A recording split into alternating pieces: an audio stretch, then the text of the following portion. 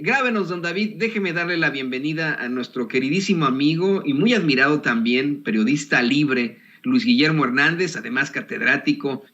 ¿Cómo estás, querido Luis Guillermo?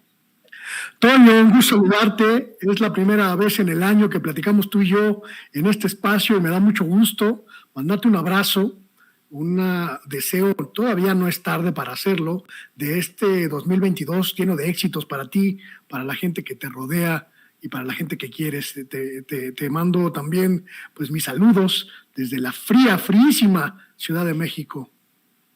Y también todo mi cariño, este sentimiento es más que mutuo, querido Luis Guillermo. Luis Guillermo aquí desde la también muy fría Kansas City, Missouri. Y bueno, pues, ¿qué te parece que hagamos un tema que va a sonar verdaderamente controvertido?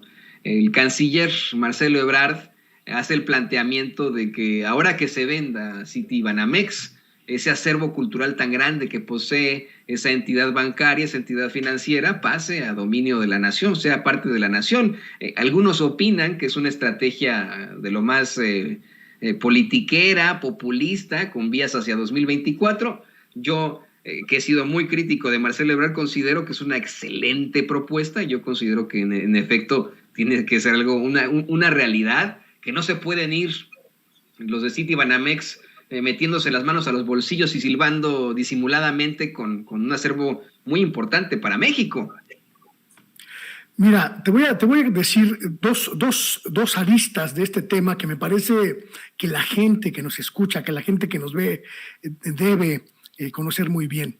Primero, la congruencia, la profundísima congruencia que debe reconocérsele a Marcelo Ebrard. Él fue, como diputado federal, en la época pues más oscura del neoliberalismo, uno de los más fervientes defensores de la sociedad mexicana desde el poder legislativo.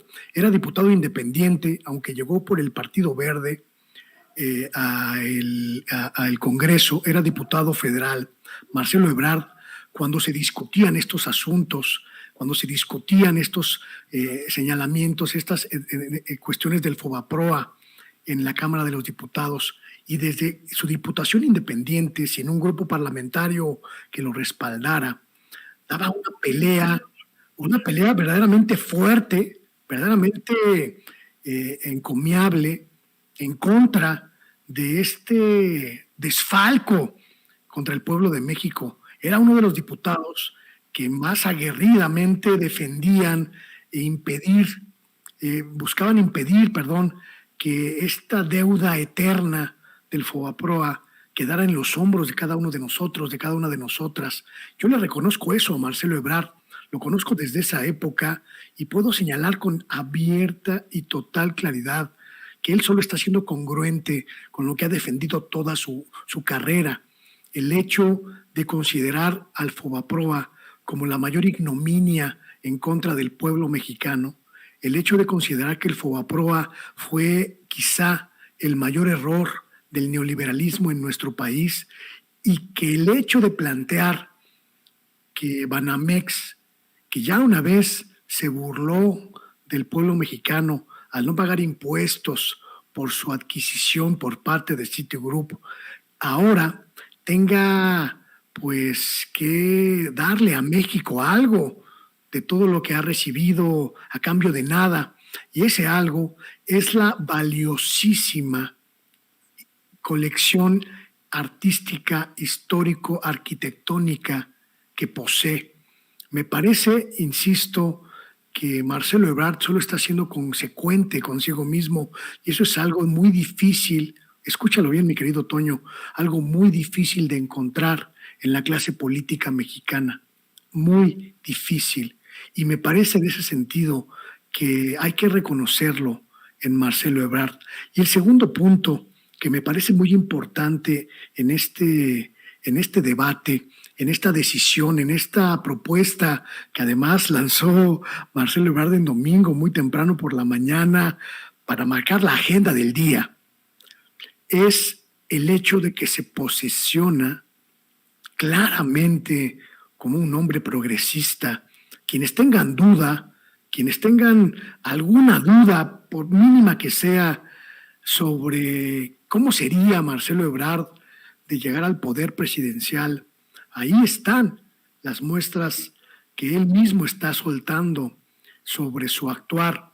Me parece que es una toma de postura muy clara, muy precisa y muy enfática.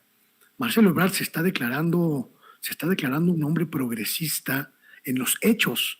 Ya lo había hecho en el discurso, organizando una cumbre de la CELAC que verdaderamente significó pues un espaldarazo a los gobiernos progresistas de la región. Ya lo había hecho con todas estas estrategias diplomáticas para apoyar a los gobiernos progresistas en problemas en la región, el gobierno peruano, el gobierno boliviano, el gobierno del presidente argentino, Alberto Fernández, pero sin duda, porque tenemos pues algunas dudas sobre qué tan de izquierda es Marcelo, pues haga falta que el propio canciller dé de estas muestras, de estas evidencias, de dónde está parado. Y lo de ayer, el hablar ayer sobre este asunto del Citi Banamex, la desincorporación de su fondo cultural y además hablar del FOBAPROA como lo que significa, pues es una toma de posición de Marcelo. Les está diciendo a sus opositores, les está diciendo a sus aliados, les está diciendo a los morenistas, oigan, no se confundan, yo soy de izquierda y allí me voy a mantener. Y eso es algo que es muy importante analizar, mi querido Toño, en el juego político abierto, público, que es la sucesión presidencial de 2024. No hay que olvidar en ningún momento que Marcelo Ebrard es hasta este momento del lunes 17 de enero de 2022 el caballo puntero en casi todos los ejercicios de medición de popularidad que se hagan en torno de la elección presidencial del próximo 2024. No hay que olvidar que Marcelo Ebrard encabeza en este momento todas las preferencias en términos políticos, en términos sociales, para la renovación de la presidencia de la República una vez que concluya el mandato del presidente López Obrador.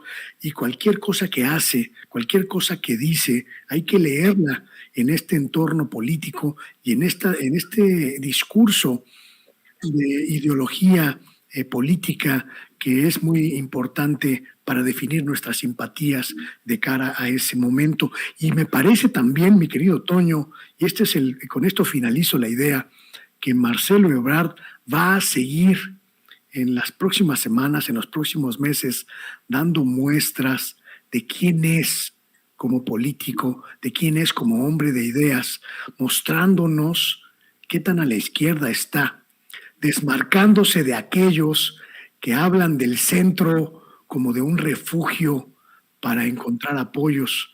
Él no, él dice yo soy de izquierda y háganle como quieran. Y hablando precisamente de la congruencia, y con esto le pido, Luis Guillermo, a nuestro queridísimo David el Grande que nos grabe, publicas un tuit devastador. Publicas gente como Gabriel Cuadri, Lorenzo Córdoba, Samuel García, Lady Chatarra, Lili Telles, son una anomalía de nuestra vida política. No nos acostumbremos a su presencia, repudiémosles. Hace un rato presentábamos aquí en Sin Censura cómo es que, por una parte, Mario Delgado busca el desafuero, por ejemplo, de un personaje como Cuadri, ¿no? Para, pues, incluso buscar un juicio político ahí. Noroña se oponía a esto, diciendo que, bueno, que son pendejadas las que ha planteado Cuadri, pero que no por eso van a quitarle el fuero, que eso es terrible. Y yo le planteaba al público consentidor de Sin Censura, mencionaba al filósofo, no, en ese momento se me había olvidado, pero ya lo tengo aquí, la paradoja de la tolerancia de Karl Popper. Cómo es que no se puede ser tolerante con los intolerantes, porque si se les permite a los intolerantes existir en este panorama político, terminan siendo destruidos los tolerantes y la tolerancia con ellos. Por lo cual, pues se tiene que ser, es una paradoja, pero se tiene que ser intolerante a la intolerancia. Estos que mencionas, todos los que mencionas, a cabalidad son los intolerantes. Gabriel Cuadri, un verdadero racista, también Lorenzo Córdoba, ni se diga de Samuel García, Lili Telles, clasista. Estoy convencido de lo que planteas. En verdad son una anomalía de nuestra vida política. No nos podríamos acostumbrar a sus presencias, que son cómicas para muchos, pero no podríamos acostumbrarnos. Deberíamos, en todo caso, ser intolerantes a esos intolerantes. Y no solo ser intolerantes ante estos hombres y mujeres que escupen su racismo, su clasismo, su sectarismo, desde los espacios públicos a los que han llegado quizá por una confusión social, por una confusión de la gente que los eligió. Es también muy importante, mi querido Toño, no dejar de señalarlos abiertamente, no, como digo en el tuit, no acostumbrarnos a su presencia. Muchos nos quieren convencer de que la clase política mexicana está completamente podrida, que no hay uno solo que se salve, que no hay una sola que se salve de la miseria, uno solo que se salve de la ignominia, y eso es completamente falso. Hay muchos ejemplos de políticas profesionales, de políticos profesionales honorables, incluso, déjame decirlo, aunque suene raro, incluso en partidos como el PAN o como el PRI, están allí, escondidos, camuflados, agazapados, porque a veces cuesta más barato y es más mediático ser un canalla, ser una canalla, y desde esa canallez dirigirse a la sociedad mexicana y crear púlpitos con esa miseria discursiva, que ser congruente, que ser serio, que ser discreto como político o como política. Esta gente, Gabriel Cuadri, Lorenzo Córdoba, Samuel García, Lili Telles, ocupa espacios políticos que le corresponderían a gente más profesional, a gente más seria, a gente que no utilice la estridencia, el autoritarismo, la canallez, como digo, para definir las políticas públicas de este país. Sin embargo, pues hoy están allí ocupando espacios y tenemos que impedir que más como ellos lleguen a los espacios públicos. Tenemos que señalar a la gente que hace de la política un show, que hace de la política un business, que hace de la política un vodevil. Tenemos que repudiar que Lili Telles le regale una ambulancia chatarra al pueblo al que prometió una ambulancia.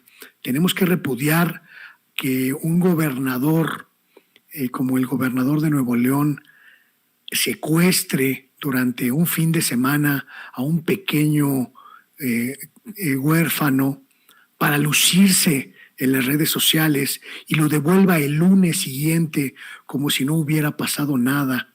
Debemos repudiar a un Lorenzo Córdoba que cree que los cargos públicos significan enriquecerse personalmente y vivir como reyes a expensas del dinero público. Y tenemos que repudiar a un Gabriel Cuadri cuyo discurso de odio, cuyo discurso de discriminación, de racismo, de homofobia, de clasismo, nos pudre como sociedad.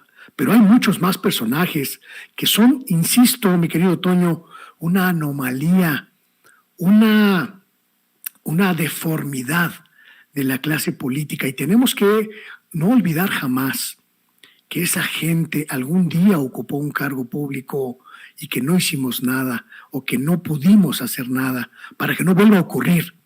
Tenemos que impedir que nuestra sociedad se llene de líderes como Cuadri, como Córdoba, como Samuel o como Lili Telles. Tenemos que impedir que los mexicanos seamos dirigidos, representados por esta gentuza que lo único que hace es vivir a expensas de nuestros recursos, mi querido Toño. Y de nuestro sufrimiento, yo en eso estoy convencido, es puro sufrimiento lo que causan es pura indignación la que ocasionan en el pueblo de México. Querido Luis Guillermo, ¿por qué no nos compartes tus redes sociales? La gente quiere ponerse en contacto contigo para que lean estos y muchos más tweets, para que también te busquen en tus publicaciones, en tu canal, en tus muy interesantes pues intervenciones. Compártenos, por favor, tus redes sociales. Muchas gracias, Toño. Las espero todos los días, de lunes a viernes a las 8 de la noche, tiempo de la Ciudad de México, en mi canal Luis Guillermo Hernández, Sexta W en YouTube y también en Facebook. Y en Twitter también estoy como Luis G. Hernán o como Sexta W, tratando de crear un espacio alternativo libre, absolutamente libre y sin compromisos de ninguna especie con ningún grupo político o económico. Así que aquí andamos, mi querido Toño, y nos vemos el próximo lunes. Un abrazo a ti y al auditorio de Sin Censura que siempre me recibe con el espacio de libertad que tanto aprecio. No, el agradecimiento es nuestro y este espacio es, tú lo sabes perfectamente, tuyo, querido Luis Guillermo, querido periodista libre aquí en Sin Censura. Y mire, híjole, es desafortunadísimo porque se puso muy bueno el programa, pero